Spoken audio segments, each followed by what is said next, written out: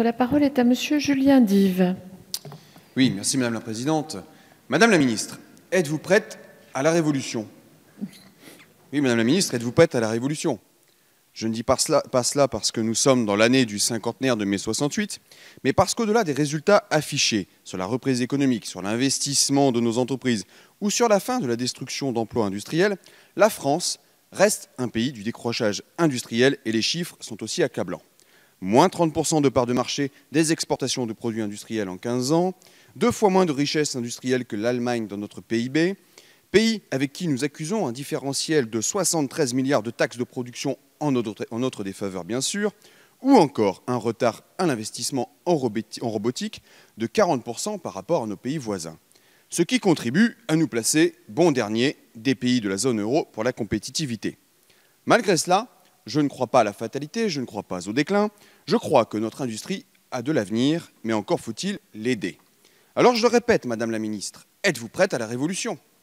Êtes-vous prête à la 4e révolution industrielle, celle de l'industrie du futur, celle de l'usine agile, celle du numérique, celle des nouvelles méthodes de production, celle des dynamiques de territoire, comme c'est le cas chez moi à Saint-Quentin, où nous nous battons depuis 2013 avec Xavier Bertrand, avec Frédéric Macaré, la maire de la ville, pour faire reconnaître la robot numérique comme stratégie de développement innovante. Il nous faut accepter la transformation de l'économie et se l'approprier. Derrière un robot industriel se cachent au moins 3 emplois. Celui qui le conçoit, celui qui l'installe, celui qui l'utilise. Madame la Ministre, y aura-t-il une industrie française de la robot numérique ou serons-nous condamnés à voir dans nos usines du Made in Germany ou du Made in Korea? Êtes-vous prête, Madame la Ministre, à accélérer la conversion de notre industrie en soutenant ma proposition de réintroduction d'un dispositif de suramortissement en faveur de l'investissement sur le numérique et dans la robotique pour lancer la 4e révolution industrielle?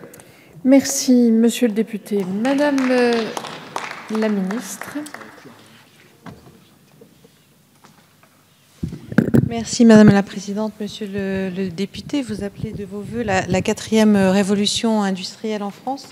Nous sommes sur la même longueur d'onde et des choses ont été lancées. En effet, nous poursuivons de façon active la feuille de route de l'Alliance pour l'industrie du futur, qui comprend évidemment un important volet sur la technologie, qui s'inscrit maintenant dans une initiative plus large qui vise à entraîner l'ensemble du tissu productif, l'ensemble des PME industrielles de notre pays dans le mouvement, qui s'appelle la French Fab. Avec cet outil, nous comptons conduire et amener ces PME sur le chemin, en effet, de la révolution que vous souhaitez. Cette révolution se passera en effet par des grandes transitions numériques et technologiques. La France accuse un retard en termes de robotisation, d'automatisation. Les choses sont en train de changer, les esprits sont en train de s'ouvrir. Je rencontre énormément de chefs d'entreprise qui, aujourd'hui, ont des programmes d'investissement dans ce domaine, qui sont accompagnés par la BPI et par la dynamique French Fab. Et il me semble que tout ceci est bien en route.